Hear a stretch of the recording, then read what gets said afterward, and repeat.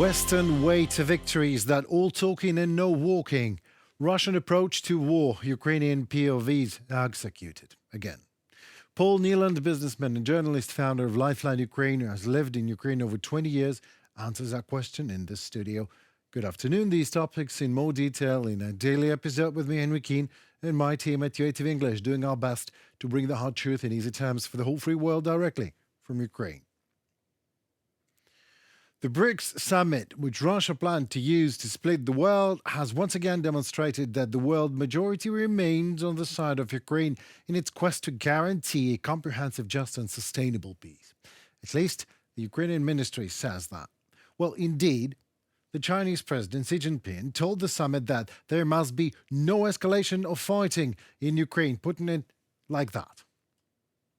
We must adhere to the three principles of no spillover from the battlefield, no escalation of fighting, and no adding oil to the fire by relevant parties, so as to ease the situation as soon as possible. Xi Jinping, President of China. And there goes massive talking. The Brazilian president, Luiz Inácio Lula da Silva, who never even visited BRICS, called from Brazil for avoiding escalation and initiating peace negotiations, whatever that means. Without referring to any specific conflict, the Indian Prime Minister, Narendra Modi, also raised his voice in a call for peace. We support dialogue and diplomacy, not war, said Captain Obvious, Indian president, and shook hands with the Iranian president. Yeah, that one who sells drones to Russia. In private talks, even Russian dictator Putin said something. He said that he welcomes offers by several of the BRICS leaders to mediate in Ukraine, even as he told them his forces were advancing, said Putin's mouthpiece, Dmitry Peskov. Also, America finally started talking. North Korean troops would be legitimate military targets, fair game, if they engaged in combat in Ukraine, White House spokesperson John Kirby said on Wednesday. Wow. As if North Koreans are not already here in Ukraine, killing Ukrainians and dying on their own. But amen, finally the US acknowledges the bare fact and has said it aloud. Yes, we finally accept the reality. We see the evidence of North Korean troops in Russia that South Korean lawmakers have informed us about months ago. 3,000 soldiers have been sent to support the Kremlin's war in Ukraine, with Kim Jong-un's regime promising to provide more, a total of about 10,000 troops by December. And when asked, a daily news brief in China had seen evidence of North Korea troops inside Russia.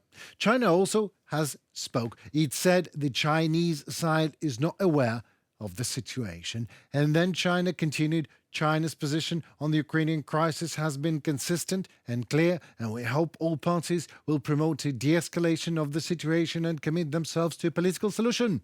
How can one politically de-escalate a war of aggression that one has not started on his own, otherwise as yielding its own homeland to an actual aggressor? And this is exactly what China wants, despite what it says. Well, everybody knows how it goes. Everyone is lying and China is lying too. Of course, this is politics. Not only should it know I'm in China about what's up in North Korea, and how North Korea meat fodder has been bought by Moscow to kill and die in Ukraine. I won't be too surprised if that was a Chinese idea in the first place. I mean, why not? Yet another collective communist provocation of the collective capitalistic West. And it went well, again, as we see yet another absurd Western inability to react accordingly and properly. How is that properly, Henry, and accordingly? You might ask me with that politically correct grin upon your face that I see. Well, for starters, how about to stop idiotically being afraid of escalation amidst a war instigated by a brutal aggressor, and let the brutal aggressor reap what he saw? Let us in democratic Ukraine end this criminal Russian war with a victory over dictatorship, for our collective sake, using our long-range weapons on legitimate military targets inside brutal aggressors' turf, your weapons. Or just find your balls, dear collective West, to tell us frankly, we in the West do not really practice what we preach. And we are not ready to actually stand for the human values we proclaim so loudly. That means we in the West have been trading with Putin before his criminal war against these values, and we will be doing so after it, whatever the outcome of the war is. Truth be told, we in the West actually are trading with Putin right now as we speak. Hear that air raid alert? Well, know this, dear Ukraine, and we mean every Russian missile has our collective Western components in it. As simple as that. So the hard truth, in easy terms, is the collective West is selling navigation and aiming chips for Russian warheads, but is providing Ukraine with long-range weapons that it cannot use against Russia. I'm sorry, who's fighting who here? And when Ukraine even only dares to ask for shelter and security guarantees and asks for a clear way to long-promised NATO, all Ukraine hears is talking. Everyone is talking. It is a major international talking forces of NATO. I'm starting to think that maybe that is exactly the plan of the West, so as not to escalate, to create a talking bomb that will hit Putin's bunker and talk sense to him. Otherwise, almost all of the establishment of the collective West seems a bunch of cowards and professional losers, impotent enough to avoid any victory in this war, even if Putin will bring it to them on a silver platter. Russia murdered 4 more captured Ukrainian soldiers near the town of Selidove in Donetsk Oblast, the Prosecutor General's office reports. In a post on Telegram network, it said the 4 members of Ukraine's National Guard were fighting near the town when they were taken prisoners during a Russian assault. It all became known because Russian soldiers filmed the interrogations. But when the positions were recaptured by Ukrainian forces, then the bodies of the interrogated Ukrainian soldiers were discovered. There have been multiple reports of the executions of Ukrainian POWs by Russian soldiers during the full-scale invasion, but they have increased dramatically over the last year. Videos and photos have documented potential war crimes, including drone footage showing the POWs and shooting of the POWs as they surrendered to Russian troops. Many more videos and photos point to the tortures and violent death in Russian captivity of Ukrainians. Russian forces have executed at least 102 Ukrainian prisoners of war since 2022, the Prosecutor General's office says. Andriy Kostin, the former Prosecutor General, said that the executions of Ukrainian POWs were not isolated incidents, but a purposefully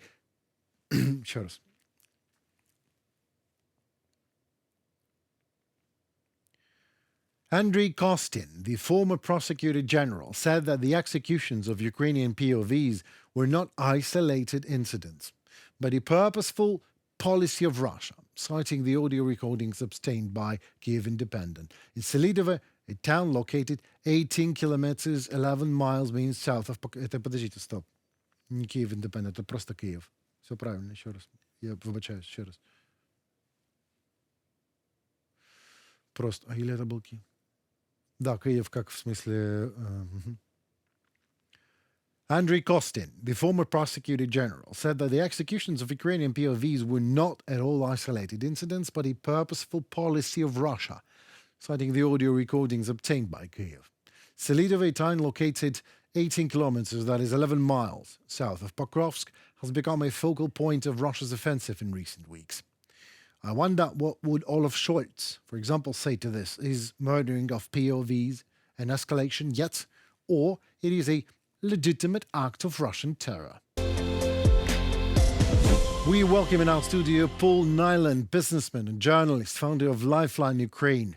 Paul has lived in Ukraine over 20 years and answers questions in an interview in this very studio. Hello, Mr. Nyland. Hi, good evening. It's a pleasure to join you. Pleasure is all mine. Let's go straight forward to the questions. Well, Ukraine on its way to NATO. Is NATO even somewhat aware of what's going on, that we are on our way? Well, I mean, because from what I see nothing. I only hear things, sometimes stupid. Someone says cowardly things like fears of escalation, which I don't understand. I don't know what is that. And artificial reason to deprive us of using that shelter of NATO. So my question is that real after all, that we will become at some point a part of NATO or not? I think there's an irony in the fact that this is the question that we start our interview with, right? There are many people around the world who genuinely believe that the reason why there is a war in Ukraine now is because Ukraine is being dragged into NATO. Right. And the question that we're actually asking is that ever going to happen or not? The reality is that there are 32 members of NATO now, and NATO decisions require unanimity. And there are some members of the bloc who will essentially be backing the Kremlin's position, and we know who they are. We know that it's Robert Fico in Slovakia, it's Viktor Orban in Hungary, but in the same way as they block also everything that's coming from the EU, the aid packages that they've clearly stood in the way of. Right. What actually happens is that there is a pressure that comes from the majority of the members, and eventually they concede. And although they've held things up for some time, the packages get passed. And I think the same is going to happen with NATO. I think there's going to be some objections. I think there's going to be some standouts. But as Kiev has pointed out in the last 24 hours, the majority of NATO members want to see Ukraine in, and the majority of Ukrainians want to join. That's all that matters. Great, because sometimes I know, should we just in Ukraine wait a little bit and just welcome NATO into Ukraine and not otherwise? So maybe that would be more reason to that. But amen to that. Thank you very much for your answer. But let us discuss BRICS. I love this topic. Oh my God. It looks like to me like 22 leaders of autocracies and dictatorship. It's like a fun club. And peaceful lover Narendra Modi shaking hands with Iranian terrorists, and Xi Jinping and friends of peace friendly mumbling something. But I look at that farce and I see that dictatorships and autocracies, and I'm making no joke now, are uniting way faster than democracies do. Am I right? You are right to a degree. I absolutely agree with your characterization of BRICS, of this club, this meeting of similarly minded autocracies. The irony is with BRICS is if you actually go back and my job, I used to be in financial services. I used to build investment portfolios for people. And BRICS was an acronym that was started by an investment fund manager at Goldman Sachs who wanted a basket of investment opportunities in emerging developing economies. What it has mutated into is something quite different.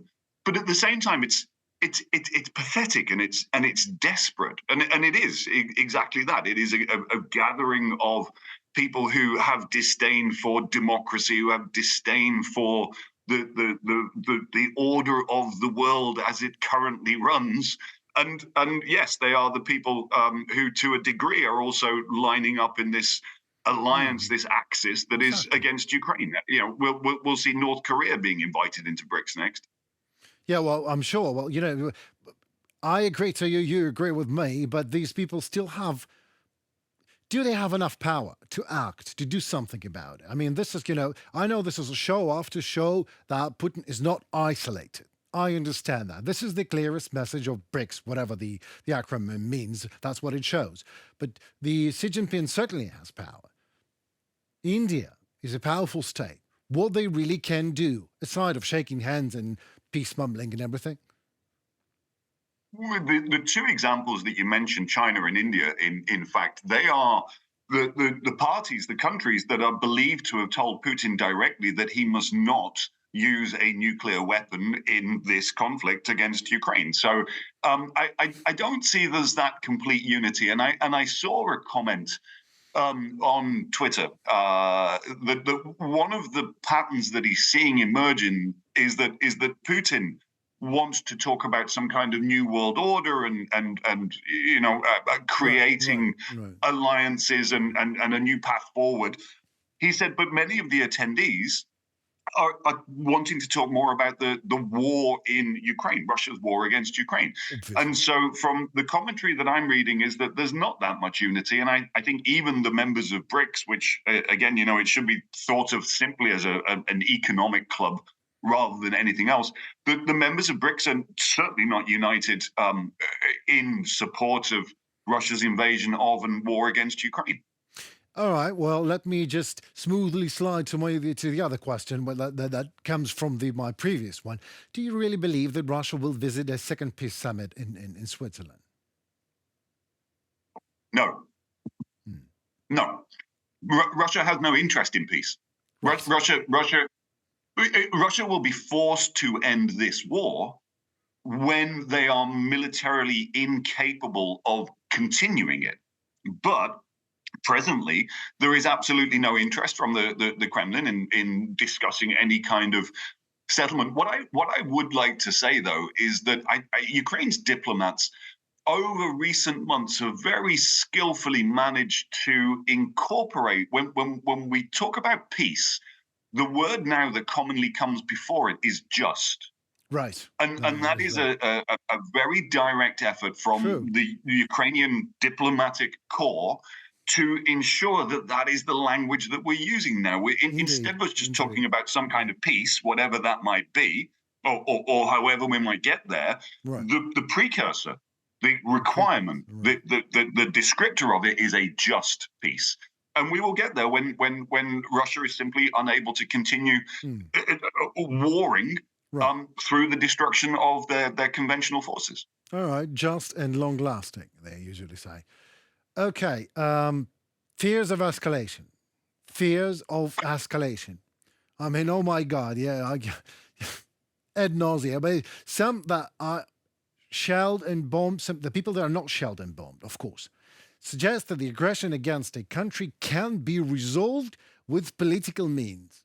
Ukraine has to let go of its land, and that supposedly will stop the war. Well, maybe Olaf Scholz will be happy that much is clear, but so what do we do, you think, to make West understand that it takes a coward and an idiot maybe to expect that Putin can be appeased? Is there such a way, after all, a polite way, any diplomatic way, just like we put a precursor, just, and we say it's just impossible, we need to have a victory of sorts, but a victory?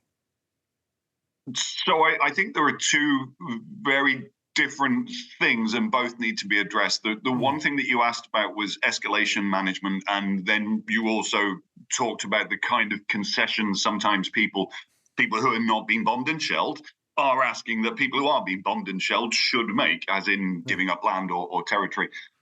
So let's address them both differently. The escalation management thing, we've seen it repeatedly, time and time again, a fear of providing Ukraine with the equipment that Ukraine is requesting because Ukraine desperately needs it. And so we saw it with tanks, and it required a coalition of countries that would all commit at the same time to be a part of this. And so the fear was that providing main battle tanks to Ukraine would be an escalation. It was overcome. The same has been overcome with providing modern fighter jets, although we don't have anything like the quantity of them that we need. But we've seen many times fears of escalation are nothing. And actually, we should consider them much the same way as we consider whatever red lines Putin's talking about. They're also nothing. The secondary point about the kind of concessions people are asking that Ukraine might make, this point is made most strongly, I believe, by people like Professor Timothy Snyder, right, who points out that it's not a matter of trading land. And why would anybody assume that land might belong to Russia or Russia should be entitled to it for some reason? There's absolutely no basis to that anyway. Right. But it's not the land. It's not a question of the land. It's a question of the fate of the people who are living there. And everywhere that has been liberated from Russian occupation, what have we found? We found it time and time again. There are torture chambers everywhere. They disappear people from the street. They execute people who are hostile to their occupation, and so there is an ongoing extermination of the Ukrainian people with Ukrainian patriotism on Ukrainian lands. That's why land cannot be given up. It's about the people who are there. Thank you so very much for your passion. And last thing, you lived in Ukraine for more than 20 years. This is why you totally understand what it takes, to live here and today. So, last question for today. Do you really believe that these restrictions in terms of long-range weapons will be lifted at some point? Yes. Yes, I do, and to a degree they already have been. So, for example, the French have been very open in saying that they don't mind their Scalp missiles being used, and they were recently used to very, very good effect. Although it was a different kind of missile that was used on a Russian. It was a dormitory for drone operators, I believe, but it blew up spectacularly. And I mean, like we have the Netherlands saying that the F-16s that they're provided can be used wherever Ukraine deems them to be most effective. So. And the British have also made similar statements as well, although there's a slight restriction because some of their missiles, the Storm Shadows, have American parts to them, and so parts of permission is required by America as well. But yes, I do believe it's going to change. The problem, though, that many people are pointing out is that Russia has already relocated a lot of their assets outside of what the extended range will be when that permission is granted. But there's still a lot of targets that can be hit and should be hit and will be hit. It's a matter of time, and what the decision makers need to realize is that time costs lives. It's not just delaying a decision means it's going to be in 2 weeks or in a month when we can take out that airfield or hangar or whatever ammunition storage location. It's not a matter of time until we get that permission. It's the lives that are lost in the meantime. That's the calculation. Absolutely. And in terms of these components and parts in F-16s and the permissions that needs to be asked, I wonder why Russia is not asking American and German permission if they have, the microchips in each and every Russian missile has Western components in it. I just would love to see Putin asking his permission on that and doing that, but that's just a rhetorical question, of course. So thank you so very much for your passion and for your standing with Ukraine and for your lifeline Ukraine and for your expertise. I would love to have to talk to you again in this studio when you have chance. Henry, it would be a pleasure to come on your show and talk through the issues that are affecting Ukraine. This is my home. This is where I live, and I've been here for 21 years. I'm passionate about this country because it deserves it. Paul Nyland, businessman and journalist, founder of Lifeline Ukraine. Paul is living in Ukraine and lived here for more than 20 years, 21 years actually, and he answered all our questions. Thank you so very much. Goodbye.